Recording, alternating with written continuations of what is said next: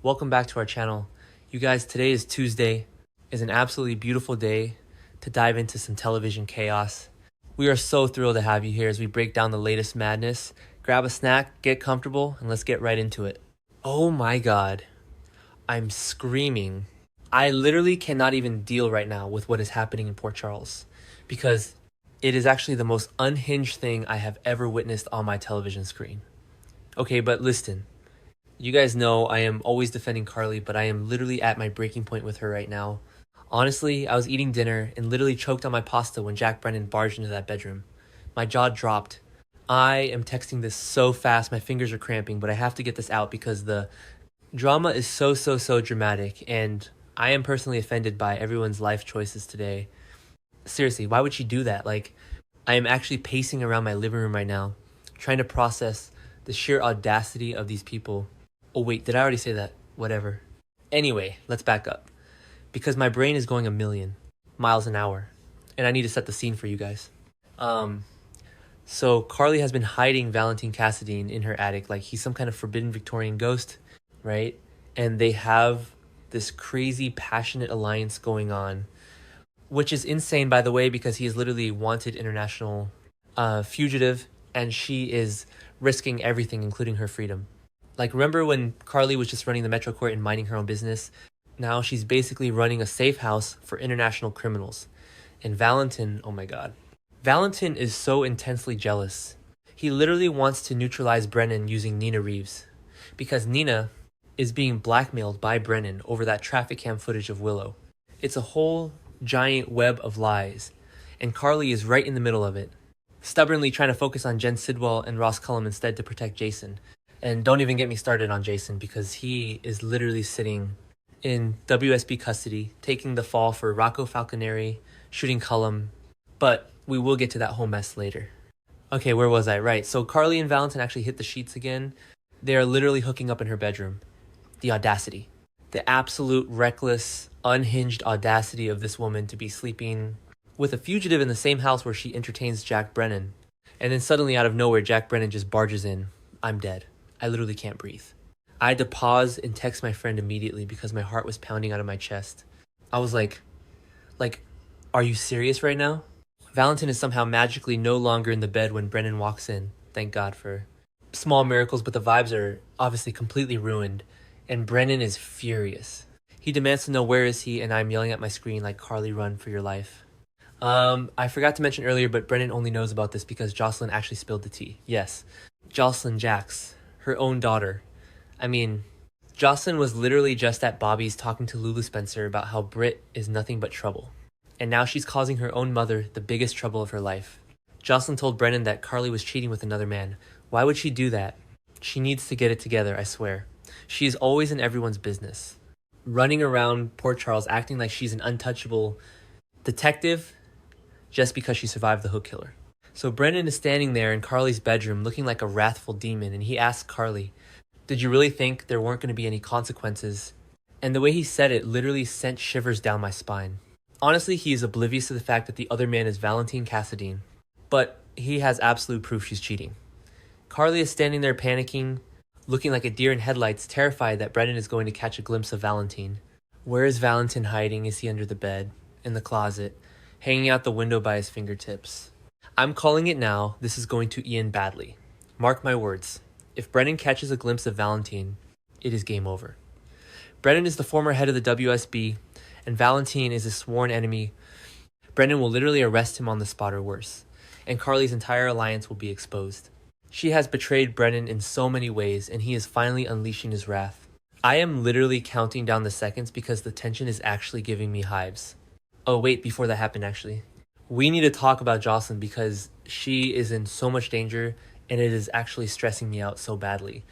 So Josslyn has been doing all this digging into Cesar Faison, right? She's been interrogating Nathan West, who we all know is actually Cassius playing the role of his sweet dead twin brother, which is so creepy, and honestly I can't even think about it without getting the shivers. Nathan was an angel, and Cassius wearing his face is just sick. Anyway, Josslyn is at her apartment and she's trying to leave. And suddenly Cassius takes this completely menacing turn. He literally grabs her arm. Not okay. The audacity.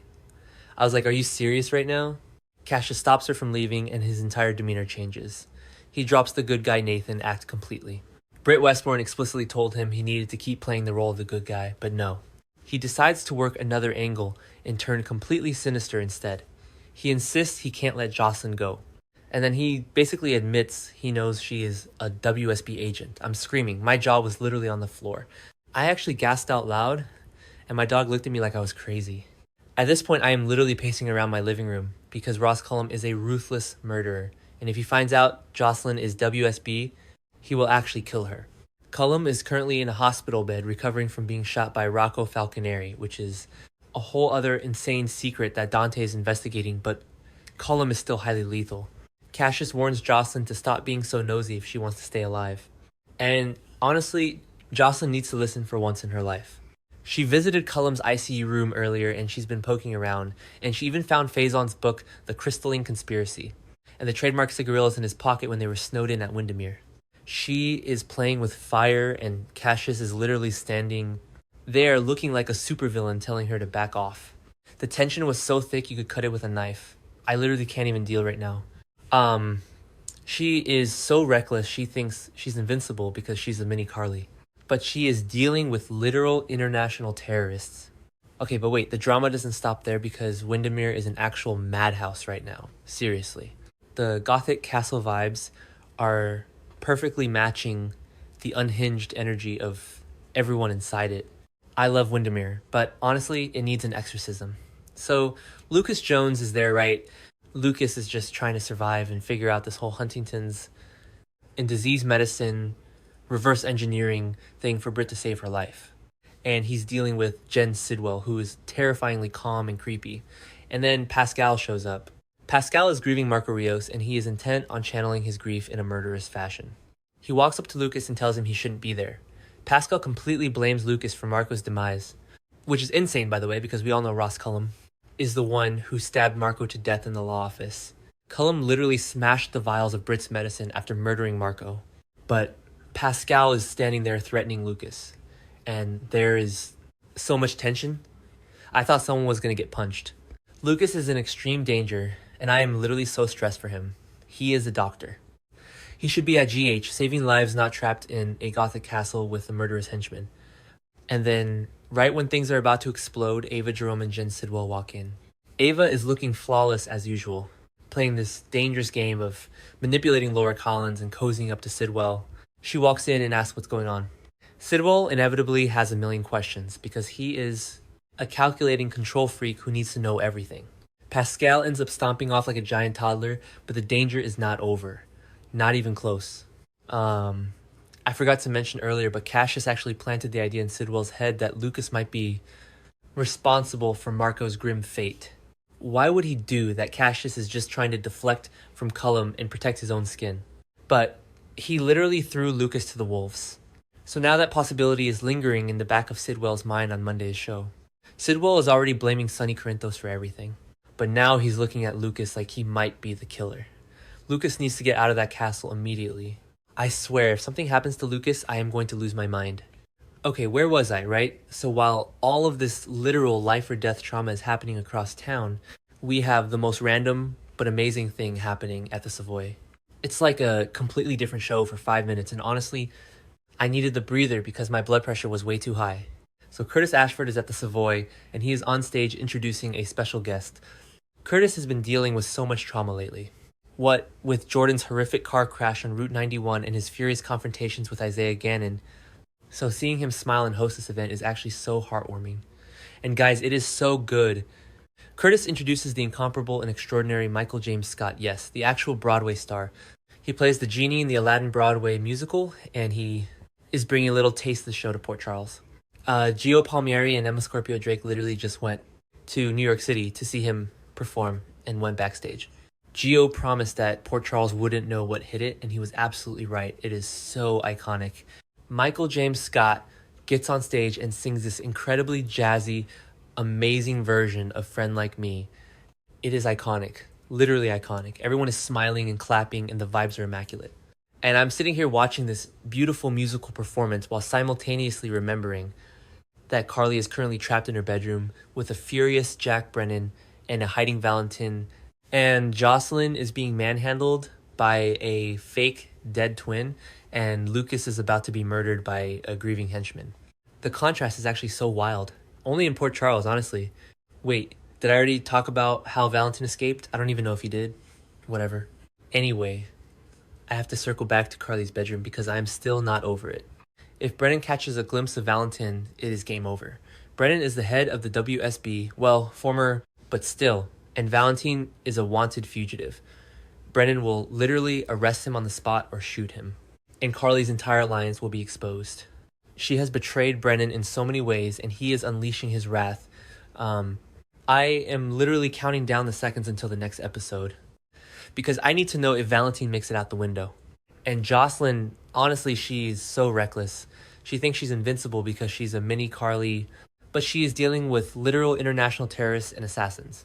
Cassie's grabbing her arm was such a violation, and it just proves that the sweet Nathan mask is slipping completely. Britt is going to absolutely lose her mind when she finds out Cassius blew his cover and threatened Josslyn. Britt is already dealing with Rocco Falconeri confessing to shooting Cullum in the chapel. She does not need her fake brother terrorizing college students. I'm calling it now. This is all going to collide in the most explosive way possible. Mark my words.